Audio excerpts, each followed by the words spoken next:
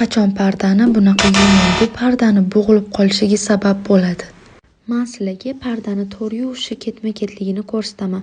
Bundan oldin parda haqida foydali ma'lumotlarni yo'qotib qo'ymaslik uchun menga podpisatsiya bo'lib qo'yinglar. Birinchi bo'lib pardamizni iliq suvga chayib, changini chiqazib olamiz. Chayib olgan kir suvimizni ketkizib yuboramiz. Bundan keyin bizga oq kir sovun kerak bo'ladi. Men shunaqasini ishlatdim. Oq kir sovunni xohlagan magazinlardan topsanglar bo'ladi. Aynan shunaqa bo'lishi shart emas. Keyin buni hamma yog'iga surib, yaxshilab ishqalab chiqamiz. Karsajli joylariga, vishibkali joylariga yaxshilab surib ishqalaysizlar.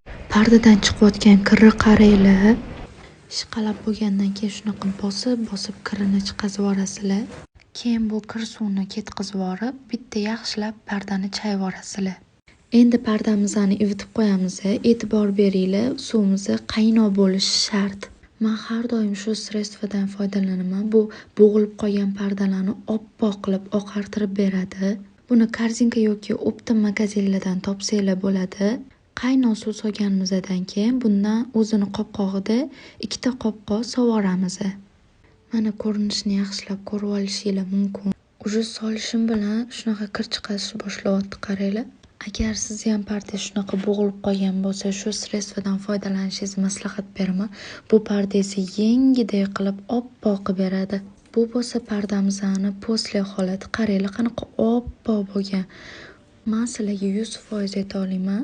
Kir moshinaga tiqib yuborib, ming qimmat sredstvalardan foydalansanglar ham bunaqa oppoq qilib bermaydi.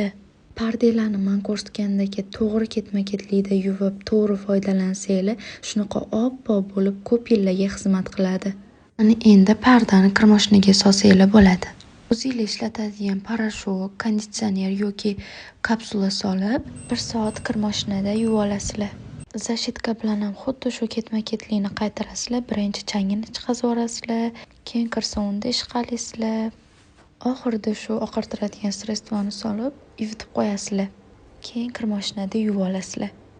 Qaranglar, pardamiz qanaqa oppoq, yengidek bo'lganini. Video foydali bo'lgan bo'lsa, like bosib qo'yishni esingizdan chiqazmanglar. Agar sizlarga parda tikib berish xizmati kerak bo'lsa, direkt orqali murojaat qilishingiz mumkin.